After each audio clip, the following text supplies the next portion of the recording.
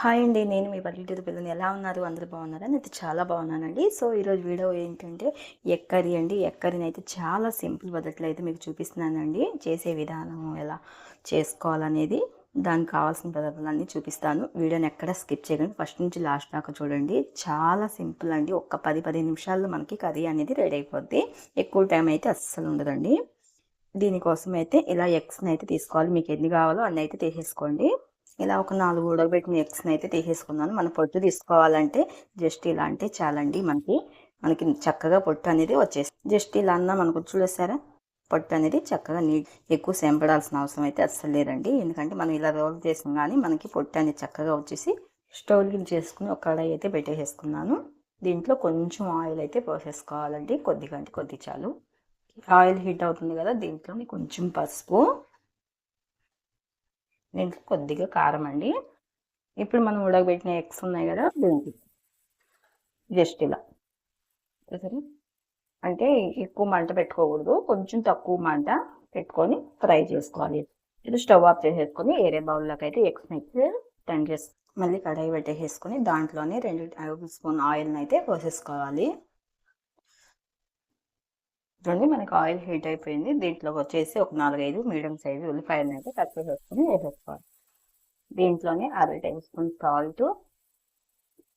Salt taste చూసుకొని వేసుకోండి. మనకి ఉల్లిపాయ అనేది దొరగా కొంచెం ఫ్రై అవ్వాలి. ఇవ్వండి, మనకి ఉల్లిపాయ ఫ్రై అయింది కదా, దీంట్లోకి వచ్చి అల్లం చిన్నపాయ పేస్ట్ కచ్చాపచ్చగా చేసుకున్నది ఫ్రెష్గా అప్పటికప్పుడు దంచేస్తున్నాం అనుకోండి, మంచి స్మెల్ వస్తూ ఉంటాయి. టేస్ట్ కూడా కర్రీ చాలా బాగుంటుంది. అందులోకి వచ్చేసి ధనియాల పౌడర్ 1 టేబుల్ స్పూను, జీలకర్ర పౌడర్ 1 టేబుల్ స్పూన్, కొంచెం గరం మసాలా, ఈ 3 కలిపి. కారం వచ్చేసి 2 టేబుల్ స్పూన్ అండి. మొత్తం బాగా మిక్స్ చేసేసుకోవాలి.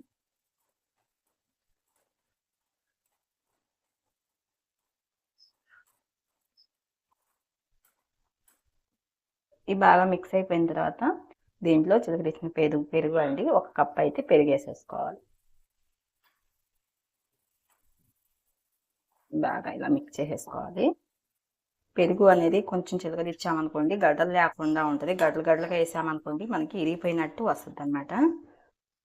అందులోకి 1 కప్పు వాటర్ అయితే కడిగి పోసేసుకున్నాను.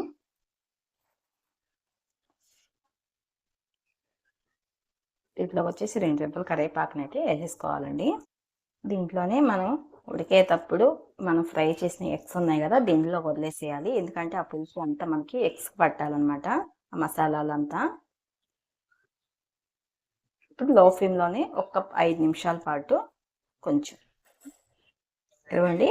5 నిమిషాల తర్వాత మీకు మనకు ఆయిల్ మొత్తం పైకి తేలింది కదా, కర్రీ అనేది రెడీ అయిపోయింది. ఎగ్ కర్రీ ఇవ్వండి, మనకి ఎగ్ కర్రీ రెడీ అయిపోయింది. స్టవ్ ఆఫ్ చేసేసుకున్నాను. వేరే బౌల్లోకి అయితే తీసేసుకుంటున్నానండి. తినే కొద్దీ తినాలనిపించేలాగా ఉంటుందండి టేస్ట్ అయితే. ఒక్కసారి ఖచ్చితంగా టేస్ట్ చూడండి.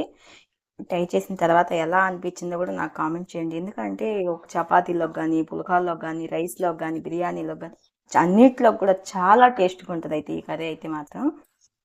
ఎంతో టేస్ట్ అయినా ఎగ్ కర్రీ సింపుల్. ఒక్క 10 నిమిషాల్లో మనకి ఎగ్ కర్రీ అనేది రెడీ అయిపోద్దండి. సో చూసారు కదా, ఇవాళ వీడియో వచ్చేసి ఎగ్ కర్రీని ఎలా అయితే చేశాను, ప్రిపేర్ చేసే విధానం కూడా చూపించాను. అలాగే ఇలాంటి యూజ్ఫుల్ వంటకాలను అయితే తీసుకొస్తానే ఉంటానండి మీ ముందుకి. ప్లీజ్ మన ఛానల్ కొత్తగా క్రియేట్ చేసుకున్నానండి. మీ పల్లెటూరు పిల్లలు మన ఛానల్ సపోర్ట్ చేయండి, సబ్స్క్రైబ్ చేసుకోండి. వీడియో నచ్చితే మీ ఫ్రెండ్స్కి కూడా షేర్ చేయండి. Thank you.